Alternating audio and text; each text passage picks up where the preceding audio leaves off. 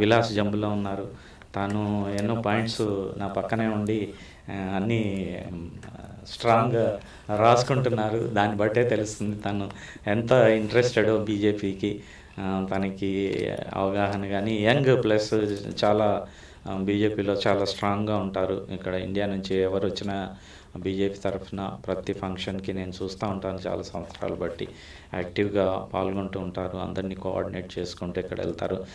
నమస్కారం విలాస్ గారు, మీరు చాలా స్ట్రాంగ్గా మరి ఇప్పుడు కాంగ్రెస్ వాళ్ళు చెప్పింది విన్నారు.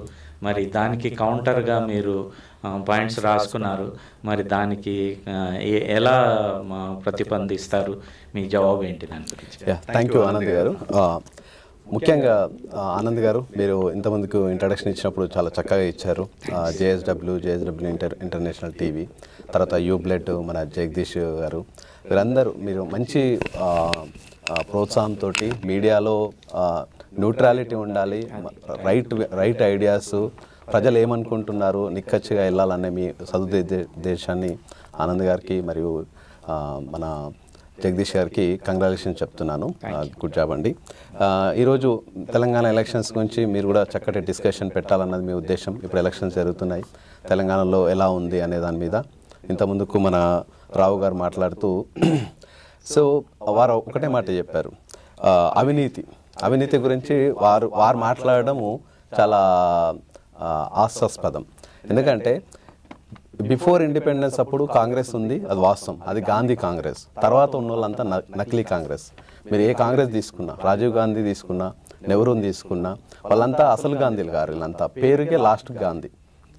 వాళ్ళ వంశం తీసుకుంటే వాళ్ళ అసలు గాంధీ కాదు. మీరు అది ఒకటి నోట్ పాయింట్.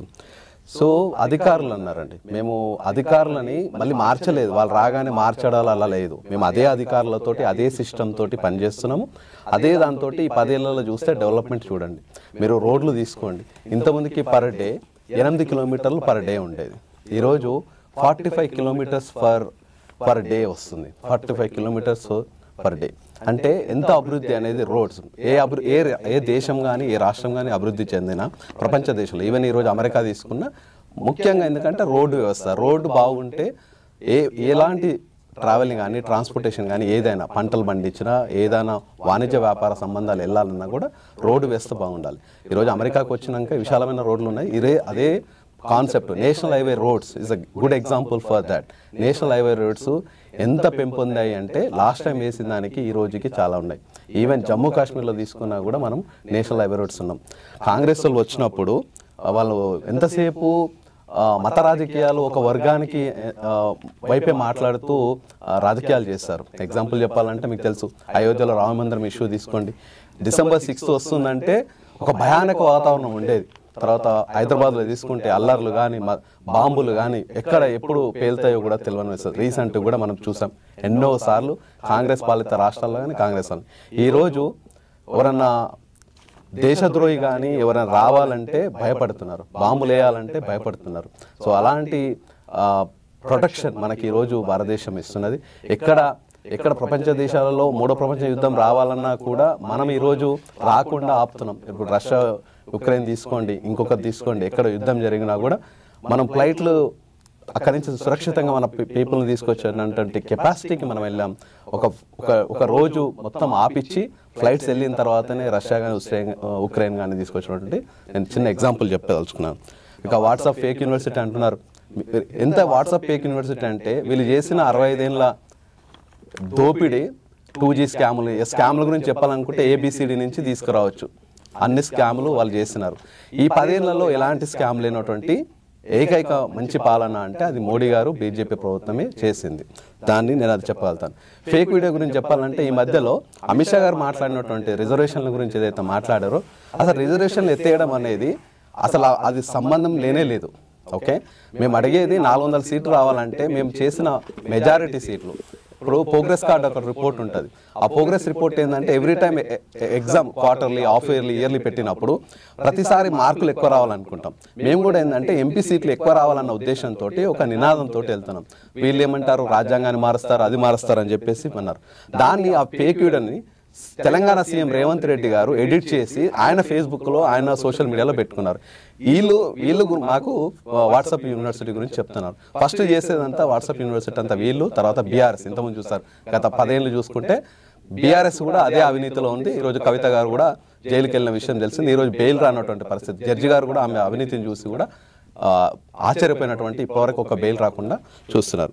ఇన్ఈక్వాలిటీ గురించి మాట్లాడుతున్నారండి. ఈక్వాలిటీ తీసుకొచ్చింది బీజేపీ ప్రభుత్వం. మీరు అంటున్నారు మతవాదము, కులవాదం, అదంతా బీజేపీలో లేదు. బీజేపీ వచ్చిన తర్వాతనే ముస్లిమ్స్ కానీ ఇతర మతస్థులు కానీ ఇతర కులస్తులు కానీ స్వచ్ఛందంగా హ్యాపీగా ఉన్నారంటే అది మన బీజేపీ ప్రభుత్వంలో. ఇప్పటివరకు ఎలాంటి ఇన్సిడెంట్ జరిగాయి ఏమి లేవు కదా మీరు చూస్తే. ఇక వారు యువ లీడర్ రాజీవ్ గాంధీ అన్నారు. ఇది బిగ్గెస్ట్ జోక్ అండి. యువ లీడర్ అంటే ఎవరు అవుతారు? ఒక ఏజ్ క్రైటీరియా ఏమన్నా ఉందా? అది క్రైటీరియా ఏం లేకుండానే ఇంకా గత 10 ఏళ్ల నుంచి వాళ్ళు కంటెస్ట్ చేస్తూనే ఉన్నారు. 2 సార్లు పోటీ చేసి ఒక తాను వాళ్ళ 25-30 ఏళ్ల నుంచి కంటెస్ట్ చేస్తున్న ప్లేస్లో కూడా ఓడిపోయినటువంటి పరిస్థితి ఉంది. 2 చోట్ల పోటీ చేస్తే ఒక చోట ఓడిపోయినటువంటి పరిస్థితి ఉంది. 2047కి భారతదేశం అగ్రగామిగా వెళ్తుంది. మనం ప్రపంచంలో అన్ని దేశాల కంటే ముందుగా వెళ్తున్నామని చెప్పడానికి నేను హ్యాపీగా ఫీల్ అవుతున్నాను. తర్వాత 5th లార్జెస్ట్ ఎకానమీ మనది. లార్జెస్ట్ ఎకానమీ తీసుకోండి, మనము ట్రిలియన్ ఎకానమీలోకి వెళ్తున్నాం. సో అది ఒకటి ఇంపార్టెంట్. అమెరికాలో వారు అన్నారు, వారు మరి ఇండియాలో కాంగ్రెస్ గవర్నమెంట్ ఉన్నప్పుడు అంత అభివృద్ధి చెందితే 75 ఏళ్ళ అభివృద్ధి చెందిన కాంగ్రెస్ అయితే వారు అమెరికాకి ఎందుకు వచ్చారు? మరి ఇండియాలో 25 ఏళ్ళ నుంచి ఇప్పుడు అమెరికాలో ఎందుకు ఉంటున్నారు? ఇండియాలో ఉండి డెవలప్మెంట్ చేయొచ్చు కదా, ఎందుకు వారు బయటకు వచ్చారు? అంటే మీరు ఆ డెవలప్మెంట్ గురించి మాట్లాడే హక్కు లేదని నేను నా ఉద్దేశం అండి. సో నేను ఏమంటున్నానంటే ఇప్పటివరకు వాళ్ళు ఇండియా గ్రూప్ ఏదో అన్నారు, అది అలయన్స్. ఇంతకుముందుకు UPA alliance 1, UPA 2 alliance, UPA 3 పెట్టుకోవాలి. జన మేము ఎన్డీఏ 1, ఎన్డీఏ 2, ఎన్డీఏ అలయన్స్ అని చెప్తాం. ఇప్పటికి కూడా ఎన్డీఏ అలయన్స్ భాగస్వామ్యం అని చెప్తాం. వాళ్ళు యూపీఏ అలయన్స్ కనకుండా పేరు మార్చుకున్నారు చూడండి.